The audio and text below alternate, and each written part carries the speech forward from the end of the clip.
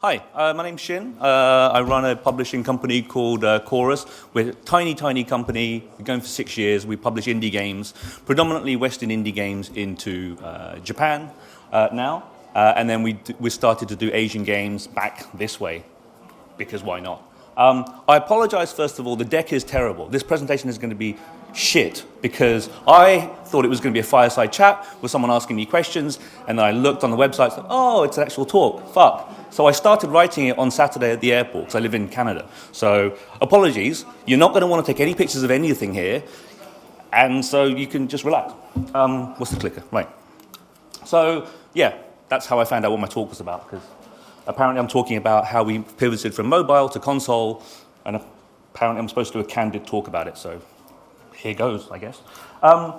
So this is recycled from last year. This is basically our company. There's only 3 people full-time with us. We've been going for 6 years. We have a bunch of other people that we work with, contractors, programmers that do ports and stuff like that. But fundamentally, we're just 3 middle-aged Japanese guys that work for big EAs and those kind of places, picking games that we like and then publishing them in Japan and other places and anywhere that will give us money. So the basics of it, the reason I started the company was in 2014, I was still working at Microsoft, but App Annie released a report saying the Japanese App Store market has overtaken the US, it's a gold rush, whee! So I thought, okay, well, there's a bandwagon, I'll jump on that. And it was true. I mean, back then China wasn't anywhere from kind of a mobile games point of view. Japan was huge, primarily driven by things like Puzzle & Dragons, and then Monster Strike came along later on, and they just became huge. And so indie developers that I knew were like, well, how can we get out to Japan? Is there any way you can help? So I decided to start a company. So these are a few slides from a talk I first did when I started the company about 6 years ago. It's interesting because apparently I took more care and attention in presentations back then because there's actually information on there that's useful. But what's interesting is, I mean, those are the first 3 games that we published. They're all kind of UK-based developers. I worked for, my first job in the industry was with a studio called Bullfrog. And so a lot of those studios were ex-Bullfrog guys who had started indie companies and were trying to do something in mobile. And one of the things that I find quite interesting now is if you look at what was the top grossing in Japan 6 years ago, there were 3 Western titles. You won't find any Western titles in the top 30 in Japan or in any Asian app store now. They're just gone. It's all local developers. Even within Asia, you'll find very few Japanese games in the Chinese app store, Chinese games in the Japanese app store that are making money. It's become very, very country-based more than anything else. But the talk is about how we got out of mobile, so we'll carry on with that. These are the 2 games that did really well for us. So I don't know, do you know these games? So Guildford-based developer, we worked on The Room and The Room 2. This was perfect for us. They were really, really great games, and they had just not done any Asian localization or cared about it. So they let us do the first one, and that did very well. We sub-licensed the Android version in China to a different company, and that's done very well. Then we did The Room 2, that did very well, and then NetEase came along and said, we'd like to do the other 2 with a developer, so we didn't get to do the other 2. So it's hard to compete with NetEase or Tencent. But no, those did really well for us, and they continue to do very well for us. So kind of got confident, overconfident, thought, we know what we're doing. So we invested money into developing a free-to-play game. Not a huge amount of money, but significant for us. And we thought, well, can we take a micro studio, take a game that people liked a lot, do a free-to-play version, and see if we can make that work? We didn't. We spent money. We made a really good game. We lost money. Fuck. So that was kind of the story of that, really.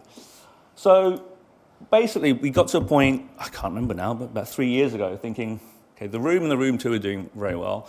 We had about 10 other mobile games. Some of them did okay. Most of them made some money. Some made no money.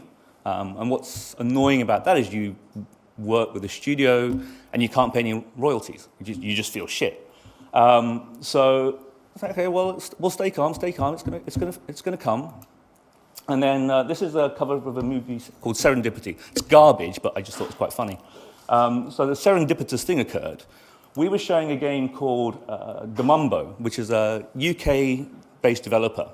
And they were making this game. They described it as like a stripped-down Smash Bros. And you got these little characters, and you run around and you bash each other and you try and knock each other out of the screen. And we thought, okay, this looks really cool. We'll take it out to Japan on a PC. Actually, it was a MacBook, wasn't it? With a SNES controller and really dodgy drivers, so it only worked half the time. So we had that out in Kyoto. And Nintendo came along and said, oh, we'd like to talk to you. And this is before the Switch was officially announced. And so I was in the event, but I'd flown back to Canada, and then the guy that was working for me in Japan, one of the other team members, said, look, Nintendo wants a meeting with us. And I was like, I don't really want to do anything on the Wii U. It doesn't sound very interesting. But, Nintendo wants a meeting. We had the meeting, and it turns out they were interested in the game because of Switch, because it's a 5-player, kind of single-screen, blah thing. So I was like, okay, that's pretty cool. Next thing you know, we're on Switch. We're on their booth at, I think that's Res. They started supporting it. It got onto Nintendo Direct in Japan. And so, I guess we're a console publisher now. So didn't really know how it was going to go. Mobile was why we were created. But I think the small advantage we had was that all of us came from the console world. So we knew it. We were fairly comfortable with it. And also we didn't have to deal with free-to-play. So since then, we've kind of published, we started publishing a bunch of different games and taking games that we'd already done and porting them to console. And so these are just a selection of the ones we did, I think, in the first 12 months of Switch. And it was very weird because they were actually making money for us. And coming out of mobile world, it's like, so this is what money feels like. And then another kind of lucky thing happened, which is that I think the year later at Tokyo Game Show, we were showing these two games, Vambrace and Forgotten Anne, and not really thinking much of it. We were just purely doing digital distribution. Konami in Japan came along and said, have you thought about doing physical? No, but okay. And so they said, well, we'll show you how, and we'll distribute it, and we'll sell it into retail. And suddenly we became a physical games publisher, which was very odd, and it kind of came full circle for a lot of us. So we now publish physical Switch and PlayStation games in Japan. Some of those come out in the West. And yeah, Coffee Talk, I think, is coming out this month. And they've been doing very well for us. So we do both physical and digital. And kind of entirely left mobile behind, which is strange saying that at a mobile games conference, but there you go. So this has been kind of our business, and it was interesting when I was actually putting the slides together in a rush. These are just kind of taken off our website, and you can, I don't know if I move away, does this work? Hello? So if you look, this is kind of where this is our year one, and so we started with these are all mobile games, and because we're not a big publisher, when we did mobile games, it was primarily freemium stuff. So what we did with The Room was we took The Room, which was a premium game, we made the first level free, and then you unlock it. And we got about, I think, 8% conversion to paid, 12% in Korea. But that was fine, but it just became a harder and harder business model. And we didn't have the capacity to do free-to-play. We couldn't do the user acquisition stuff. We didn't have the know-how or the funds to do it. So this was kind of our first year. And then this is when the order is a bit weird, but this is when we launched that Demumbo game. And then gradually, there's still mobile games in there. And then this is kind of our most recent thing. And we've basically just completely pivoted to console without really a game plan. It's just happened. And as a small publisher, it's worked much better for us because it's the value of what we can bring to a studio is we can work with the platforms, Nintendo and Sony and Xbox, although Xbox in Japan is very small. But we can work with those guys, and they give us a lot of good promotion. PR actually has value rather than PR on mobile. The value of it is pretty small, I would say, compared to doing UA. And so for a publisher like us, it's been something that we can actually add value to and make a success of. I have no idea what the time is. Oh, it doesn't matter.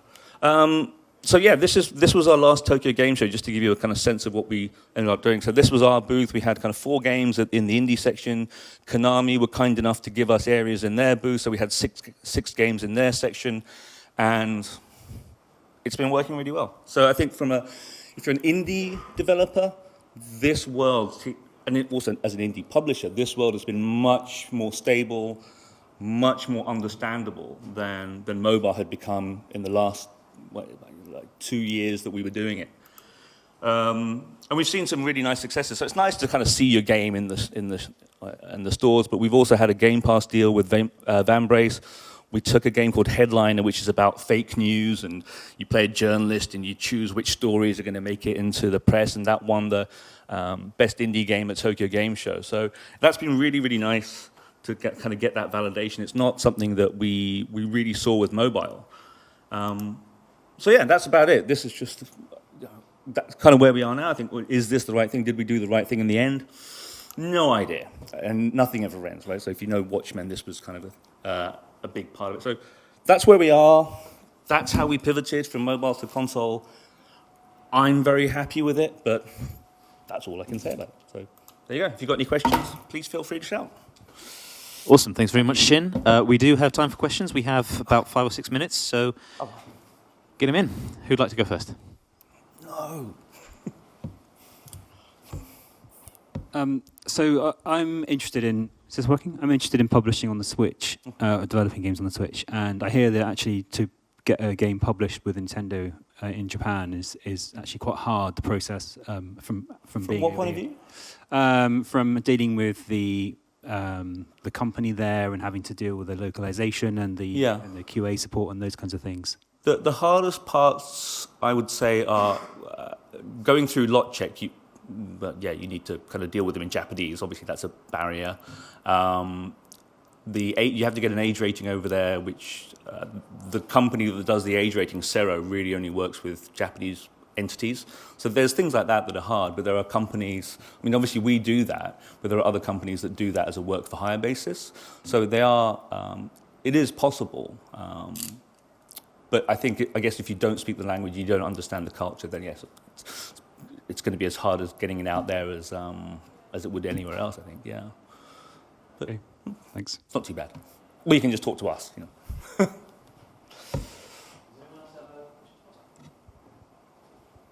I have 1 or 2.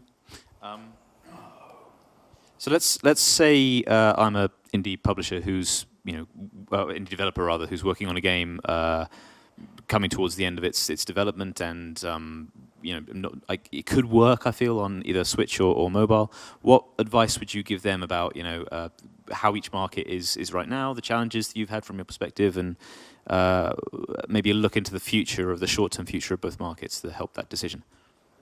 So do you mean, you've got a game, you're developing on one particular platform at the moment, and then should you port? Is that the question? You're at the point where you're sort of making a decision about the platform to commit to. Right. I think it entirely depends on the game style. So if you're making I was going to say Civilization, but if you're making a deep PC RTS, then console is probably not going to be the best place to go, just because of the challenges of dealing with that. But if it's a game that's genre-wise can go across platforms, and you're working on an engine like Unity or Unreal, then I'm not really sure why you would need to choose. The incremental cost of going to another platform is pretty low. So if you can do that, I would say just spread your bets.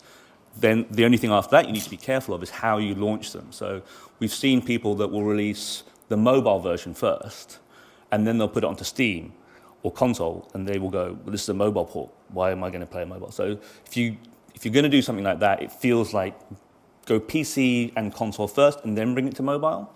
But apart from that, I think if you can be platform agnostic, then that's probably your best bet. Okay, cool. And what do you guys as publishers look for in potential projects to work on? We're probably the worst people to ask, because we will do anything if it interests us. Coffee Talk is like a visual novel game. We've done a couple of shooters. I think the thing if we're taking Western games into Japan, primarily the things that will turn us off are art style that we know is just not going to work. So if we see, and we do get involved with some culturalization work. We're working on a game right now that has an AI character that pops up on the bottom left-hand corner of the screen. It's the only face you see in the whole game.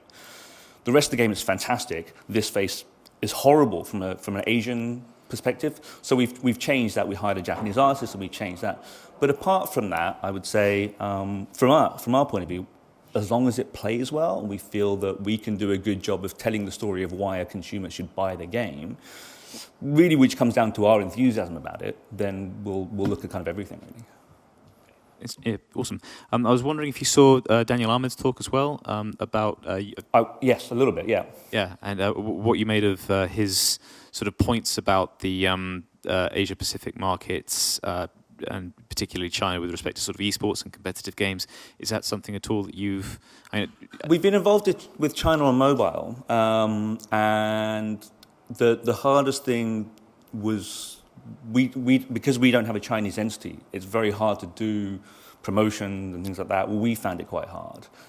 So that's why we sub-license to partners out there that would do it for us.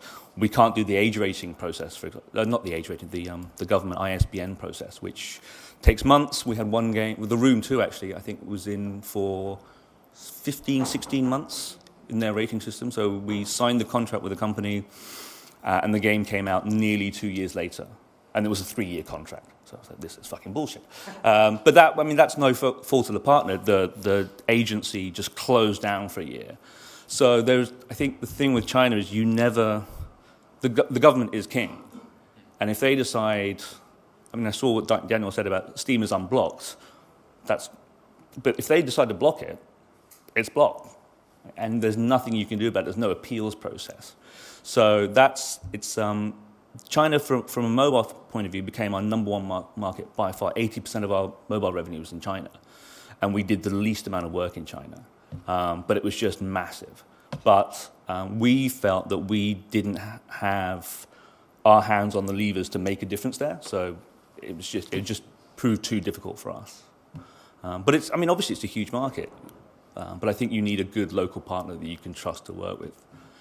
It's very hard to do it from overseas.